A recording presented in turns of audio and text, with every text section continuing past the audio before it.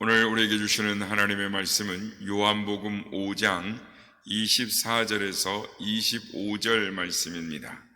요한복음 5장 24절에서 25절 말씀, 두 절이므로 우리 다 같이 함께 목소리를 합하여 합독하도록 하겠습니다. 시작. 내가 진실로 진실로 너희에게 이르노니 내 말을 듣고 또 나 보내신 이를 믿는 자는 영생을 얻었고 심판에 이르지 아니하나니 사망에서 생명으로 옮겼느니라. 진실로 진실로 너희에게 이르노니 죽은 자들이 하나님의 아들의 음성을 들을 때가 오나니 곧 이때라. 듣는 자는 살아나리라. 아멘. 할렐루야. 오늘도 우리 예배 가운데 함께 하신 주님을 찬양합니다. 그리고 새벽을 깨워 기도의 향연으로 나오신 모든 성도님들께 하나님의 은혜와 평강이 함께 하시기를 기원드립니다. 오늘의 말씀은 예수님께서 예수님이 누구이신가, 예수님을 믿는 자는 어떠한 삶을 살아가는가에 대해 말씀을 하시는 내용입니다. 그러니까 요한복음에 예수님이 누구시다, 아들의 고난이 뭐다, 확실하게 딱 말씀을 하시는 본문이다라고 말씀할 수가 있습니다. 초대교회 성도들은 예루살렘 교회는 심한 핍박을 받았습니다. 많은 사람들이 교수형을 당하기도 하고 또는 쫓겨나기도 하고 외국으로 추방을 당해서 어떤 사람은 땅속에 굴을 파서 살고 겨우겨우 힘들게 신앙을 지키고 살기도 했습니다. 그렇습니다. 초대교회의 박해는 참 견디기 어려운 거였고, 예수 그리스도를 믿는 신앙의 삶을 산다라는 것, 그것은 생명을 내놓지 않으면 안 되는 것이었습니다. 사도행전 12장을 보면 유대의 왕이었던 헤롯이 초대교회의 지도자인 한 명 야고보 사도를 칼로 참수하는, 즉 목을 베어 죽이는 일이 있었습니다. 그러자 유대교와 유대 지도자들이 이 사실을 굉장히 기뻐했습니다. 왜냐하면 제자들이 죽음을 두려워하지 아니하고 메시아이신 예수 그리스도를 십자가에 못 박아 죽였다고 자신들이 잘못한 일들을 담대하게 복음을 전했던 것입니다. 그러니까 항상 이 제자들이 하는 일들이 자신들에게는 항상 가십거리였고 힘든 일이었습니다.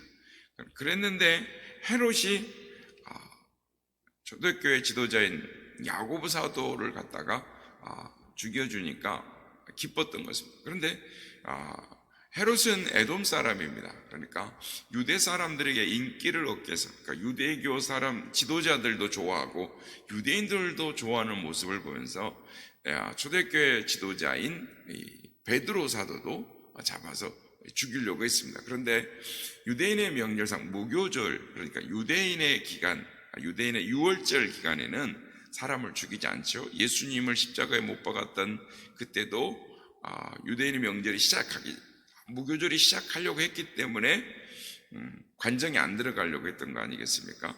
그래서 예수님이 유월절에 시작한 유월절 어린 양으로 돌아가셨는데 무교절 기간이기 때문에 베드로도 죽일 수가 없었습니다. 그래서 옥에 가두고 이 무교절 유월절 기간이 지나면 베드로도 죽이려고 했는데, 그래서 혹여 도망을 가거나 또는 사람들이 빼나갈까 두려워서 16명, 그러니까 4명씩 4교대로 옆에서 지키고 또 밖에서 지키고 이러면서 이 14명이 단단히 지키고 16명이 단단히 지키고 있었습니다. 그래서 야고보를 뒤를 이어 베드로 사도도 순교할 수밖에 없었습니다. 헤롯이 베드로 사도를 내어 죽이려고 하는 전날 밤에 베드로는 옥에 갇혀 있고 교회는 베드로 사도를 위해서 간절히 기도했습니다. 당시 예루살렘 교회는 지도자들이 하나하나 순교를 당할 때 믿음이 약한 사람들이 교회를 떠나는 일들이 있었습니다. 하나님께서 베드로를 구원하기 위하여 천사를 보내셨습니다. 천사가 감옥에 나타날 때의 모습을 성경은 옥중의 광채가 빛나며 라고 말합니다. 예전에 개혁성경에는 광채가 조요하며 라고 합니까? 저는 이 옥을 전체 다 비췄다는 거죠. 그러니까 죽음을 앞둔 사람이라면은 조그만 소리에나 또는 분위기가 이상하면 바짝 깨는 거죠. 그러니까 분위기가 자다가 환해져 보세요. 그러면 자기도 모르게 바짝 깨고 놀랍니다. 그런데 베드로는 잠이 깊이 들어 있었습니다. 천사가 베드로를 불러도 일어나질 않는 거예요. 그러니까 천사가 베드로의 옆구리를 쳐서 깨우려야 할 만큼 세상 모르게 깊이 잠들고 있었습니다. 이렇게 믿음의 사람들은 죽음 앞에서도 두려움이 없는 사람들이었습니다. 왜냐하면 하나님께서 구원하실 것을 확실히 믿었고 또한 영원한 생명이 자신에게 보장되어져 있다는 걸 알기 때문에 이 세상의 죽음이 전혀 두렵지 않았기 때문인 것입니다. 이렇게 확신 있는 사람은 어떠한 경우에도 정말 죽음이 코앞에 다가온다고 해도 두려워하지 하거나 염려하지 않았습니다. 그래서 로마서 8장 31절 32절 말씀에 보면 이렇게 말씀합니다. 그런즉 이 일에 대하여 우리가 무슨 말하리요? 만일 하나님이 우리를 위하시면 누가 우리를 대적하리요? 자기 아들을 아끼지 아니하시고 우리 모든 사람을 위하여 내어주시니가 어찌 그 아들과 함께 모든 것을 우리에게 주시지 아니하시겠느냐라고 말씀합니다. 하나님의 사랑을 확신하고 있는 사람은 어떠한 상황 가운데서도 하나님이 우리를 구원하시고 은혜로 함께 하실 것을 믿기 때문에 두려움이 없다라는 것입니다. 이렇게 확신하는 인생은 어떤 경우에도 두려움이 없고 어떤 막연한 상황에서도 벗어날 것을 믿기 때문에 염려하지 않게 된다라는 것입니다. 그래서 확신을 가지고 산다라는 것은 영원한 생명을 위하여서도 중요하지만 환난과 두려움과 실패와 어려움 있는 이런 우리의 현실의 삶 속에서도 이 세상을 살아가는 데 있어서도 절대적으로 필요한 것이다라는 것입니다. 오늘 본문 말씀 24절 25절 말씀을 우리 같이 함께 다시 읽어보도록 하겠습니다. 합독해 보겠습니다. 시작. 내가 진실로 진실로 너에게 이르노니 내 말을 듣고 또 나 보내신 이를 믿는 자는 영생을 얻었고 심판에 이르지 아니하나니 사망에서 생명으로 옮겼느니라. 진실로 진실로 너희에게 이르노니 죽은 자들이 하나님의 아들의 음성을 들을 때가 오나니 곧 이때라. 듣는 자는 살아나리라 라고 말씀을 하는 것입니다. 오늘 말씀은 구원받은 사람들이, 예수 그리스도를 믿는 사람들이 구원의 확신을 가지고 살 것을 주님께서 요청하고 계시는 것입니다. 여러분, 자신이 구원을 받았다는 확신을 갖고 계십니까? 영원한 하나님 나라가 나 자신을 위하여 준비되었다는 것을 믿습니까? 당장 죽어도 두려움이 없이 천국에 간다라는 것을 믿습니까? 영원한 생명을 얻으리라는 확신이 있습니까? 그렇다면 하나님을 향하여 살아가는 믿음의 사람, 즉 확신을 가진 사람은 어떤 신앙을 소유하고 있는 것일까요? 첫째로 하나님의 사랑을 믿는 사람인 것입니다. 하나님께서 독생자를 주시기까지 나를 사랑하십니다. 그리고 지금도 그 사랑으로 나를 지키고 보호하시고 인도해 주신다는 믿음의 확신이 있어야 하는 것입니다. 그래서 마태복음 6장 26절 30절에서 우리 주님께서는 공중의 새를 보라, 심지도 않고 거두지도 않고 창고에 모아들이지 아니하되 너희 하늘 아버지께서 너희를 기르시나니 너희는 이것들보다 귀하지 아니하냐라고 말씀을 하십니다. 오늘 있다가 내일 아궁에 던져지는 들풀도 하나님이 이렇게 입히시거든 하물며 너희일까 보냐 믿음이 작은 자들아 라고 주님이 말씀을 하시는 것입니다. 주님은 또 이렇게 말씀하십니다. 그러므로 내가 너에게 이르노니 목숨을 위하여 무엇을 먹을까 무엇을 입을까 몸을 위하여 무엇을 입을까 염려하지 말라. 목숨이 음식보다 중하지 아니하며 몸이 의복보다 중하지 아니하냐라고 말씀하십니다. 하나님이 우리를 사랑하시고 우리를 책임져 주시고 우리를 인도해 주시겠다라는 것입니다. 그러므로 이 말씀을 믿고 모든 문제를 주님께 맡기는 우리 모두가 되시길 바랍니다. 주님께서 여러분의 모든 문제를, 필요를 채워주시고 해결해 주실 줄로 믿습니다. 둘째로, 어떤 사람이 확신의 신앙을 갖고 있는 사람인가? 예수님의 대 속에 십자가를 붙드는 사람입니다. 주님께서 온 세상 죄를 위하여 십자가를 지셨다라는 그 믿음이 있습니다. 그런데 그 믿음의 고백이 피상적인 고백이 아니라 바로 나를 살리기 위하여, 내 죄값을 지불하시기 위하여 십자가에서 찢기시고 피 흘려 죽으셨다라는 것을, 대속의 제물이 되셨다라는 것을 내가 믿는 것입니다.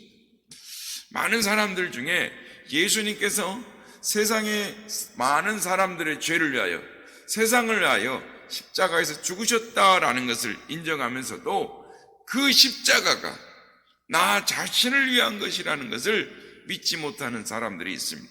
어떻게 2000년 전에 팔레스타인에서 죽었던 이 청년 예수의 죽음이 나의 죄를 사하고 나의 모든 죄, 특별히 앞으로 지을 모든 이 미래의 모든 죄까지도 포함하여 다 사할 수 있는가?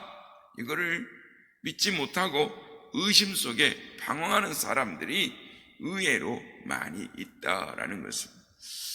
여러분, 여러 자식이 있는 한 어머니가 계셨습니다. 사람들이 그녀에게 그 수많은 여러 자식들을 어떻게 사랑하느냐라고 물었습니다. 그러자 그 어머니가 시장에서 물건을 사거나 음식을 먹을 때마다 자녀들을 생각을 한다라는 것입니다.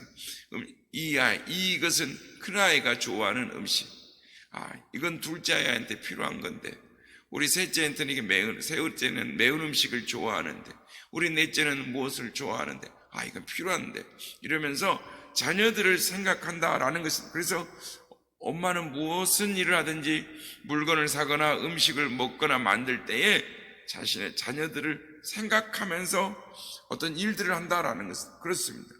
자식을 둔 부모라면 어떤 일을 할 때 그 마음속에 자식들이 있는 것입니다. 그리고 어떤 일을 할 때 그 부모가 자식을 생각하며 일을 하게 되어 있는 것입니다. 그러니까 부모의 마음속에는 항상 자녀들이 있는 것이죠.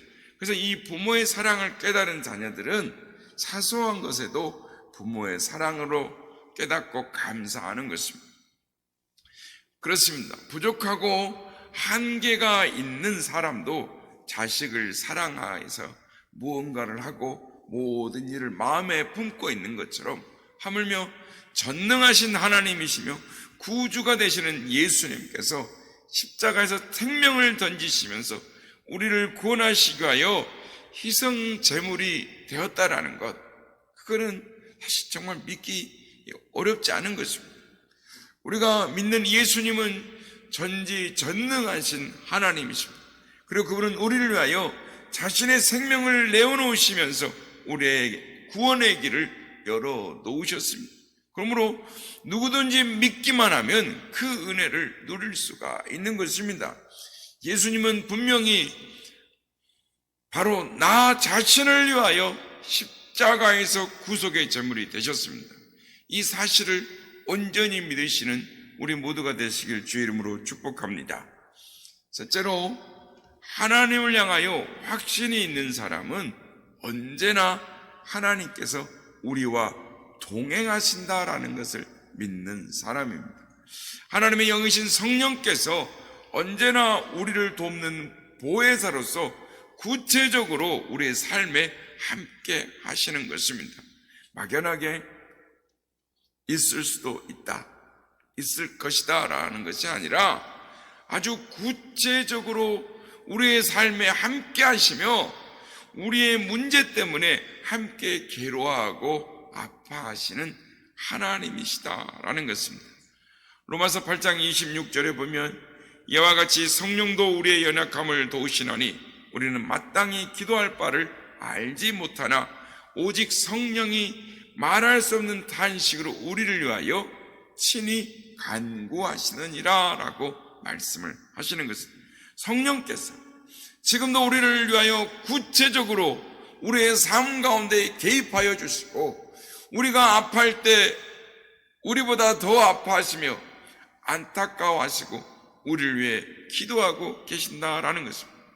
그래서 믿음의 사람들은 자신이 처한 자리가 아무리 힘들고 괴로워도 혼자 있다라고 생각하지 않습니다.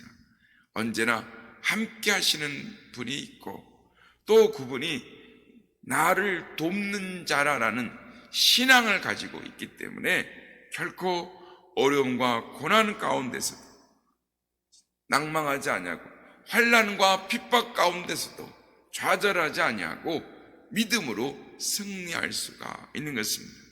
성도 여러분, 우리에게 이런 확신이 있습니까? 이미 구원을 얻었고 심판에 이르지 아니한다는 주님의 말씀을 믿으십니까? 우리의 모든 상황과 필요를 아시고 주님이 채워주시고 문제를 해결해 주신다는 걸 믿습니까?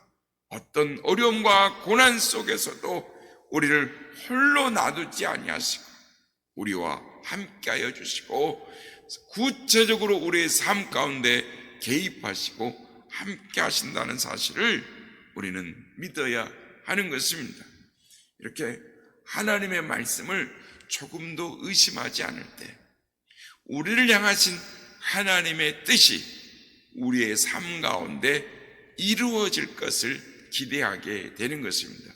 그럼 오늘도 우리를 사랑하시는 하나님, 나를 사랑하시고 나를 구원하시는 하나님, 나의 삶의 모든 문제와 필요를 아시는 하나님, 그리고 나의 삶 속에 함께 하셔서 나를 인도하시는 그 하나님, 그 하나님을 신뢰하고 나의 모든 문제를 맡김으로 말미암아 하나님께서 예비하신 은혜의 풍성한 삶을 살아가시는 우리 모두가 다 되시기를 예수님의 이름으로 축복합니다.